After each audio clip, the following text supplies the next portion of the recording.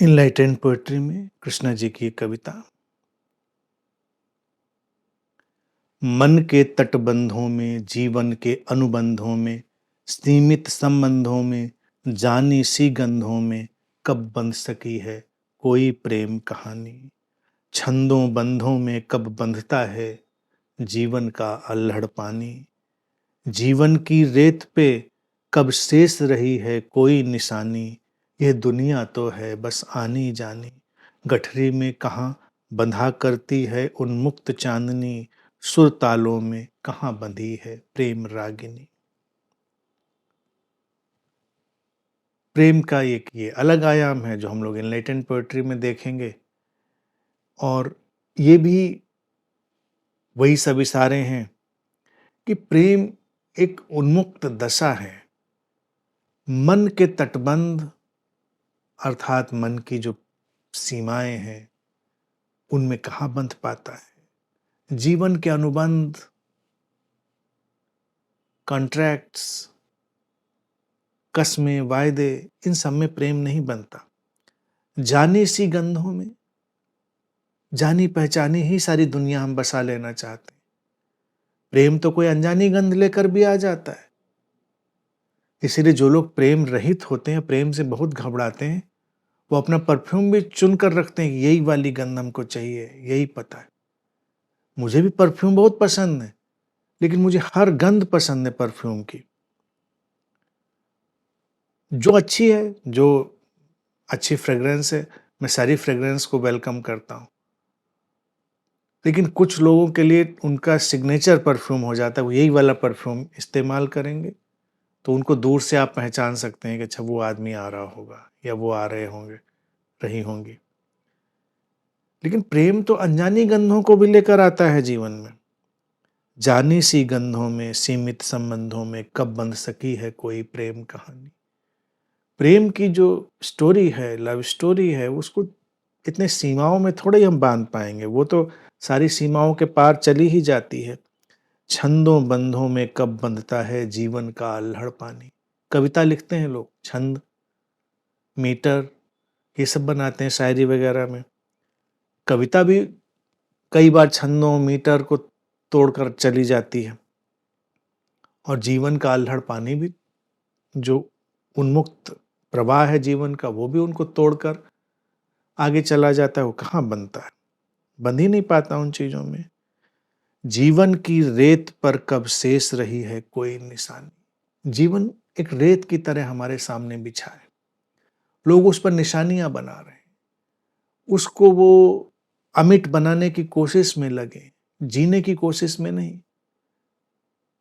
रेत पर निशानी मत बनाओ, वो तो मिट ही जाएगी। रेत पर चलो, समंदर से जुड़ो, उसकी लहरों से खेलो। रेत की चिंता मत करो, ये दुनिया तो बस आनी जानी, ये दुनिया तो बस आएगी और जाएगी। कई बार यही होता है कि दुनिया आनी जानी तो क्या करे, तो लोग सोचते फिर तो बड़ा मसला है, दुनिया आनी जानी, आई और चली गई, ये पानी के बुलबुले से फूट गई। तो इसी में कई लोग फिर अगले जीवन की परिकल्पना करते हैं, फिर अगला जीवन आएगा, फिर नई कहानी बनाएंगे, और कोई कहानी उसके साथ तो जुड़ती नहीं। आज जब मैंने स्पष्ट कर दिया मित्रों को कि कोई अगला जीवन नहीं आने वाला है आपका, यही है, यही खत्म है, इस शरीर मन की यही कहानी, तो कई लोग कहते हैं अगर अगला जीवन ही नहीं आना है तो करना क्या है फिर आप समझाना बंद कर दीजिए, हम जीना बंद कर दें। तो मेरा सोचना होता है, जब ऐसी बातें कभी मैं सुनता हूं, तो क्या करोगे, आत्महत्या कर लोगे, फंदा लगाकर लटक जाओगे, या क्या करोगे, वटेवर। जीवन छोटा ही है और यही है, इसीलिए तो इसको जीना है। ये आनी जानी है, इसीलिए तो इसको भरपूर जीना है। अगर अगली बार भी कोई हिसाब किताब बैलेंस बाकी रहता, तो तब तो बात ठीक थी, फिर बचा बचा के भी जी सकते थे कि इधर वाला क्रेडिट उधर चला जाएगा। अपना ले आए कि हाँ, पिछली बार ठीक से नहीं जिया था और हमारा क्रेडिट रह गया, और उसको इधर ऐड करा लेंगे। हर आदमी तो नया जीवन जी रहा है। तो इसीलिए आनी जानी दुनिया की परवाह नहीं करनी है। जीवन बस छोटा सा है, अभी और यहीं है, उसको यहीं जीना है। गठरी में कहाँ बंधा करती है उन्मुक्त चांदनी, सुर तालों में कहाँ बंधी है प्रेम रागिनी। चांदनी जब फैलती है तो इसीलिए वो कवियों शायरों का विषय बन जाती है। उसमें गणित क्या बिठाएंगे, और चांदनी को जिएंगे, उसमें नहाएंगे, उसमें विचरण करेंगे, उसमें गीत गाएंगे, नृत्य करेंगे, कि उसको गठरी में बांध कर लाएंगे। जीवन की कोई भी सुंदर चीज मुट्ठी में नहीं बनती, या तो उसको जिया जाता है या नहीं जिया जाता है। सुर तालों में कहाँ बंधी है प्रेम रागिनी। अब ये जो प्रेम का एक अलग राग है, प्रेम की अलग दिव्यता है, उसका अपना ही सुर ताल है, वो किसी खास सुर ताल में नहीं बंधी होगी। जैसे कई प्रार्थनाएं भी लोग करते हैं, धर्मों में प्रार्थनाएं देखो तो प्रार्थनाओं के फॉर्मेट बने हुए हैं, ऐसे ऐसे प्रार्थना करी जाएगी। कई प्रार्थनाओं में तो प्रार्थना ही नहीं, प्रार्थना की मुद्रा भी बनी है कि ऐसे करेंगे, फिर ऐसे करेंगे, फिर ऐसे करेंगे, ऐसे करेंगे, फिर यूं करेंगे, फिर यूं करेंगे, ऐसे करेंगे, ऐसे बैठेंगे, वैसे बैठेंगे। देखने वाला बड़ा टेंस हो जाता है, भाई ये गजब ही टेढ़ी प्रार्थना है, बड़ी टेढ़ी खीर है, ये अपने से तो ना होगी।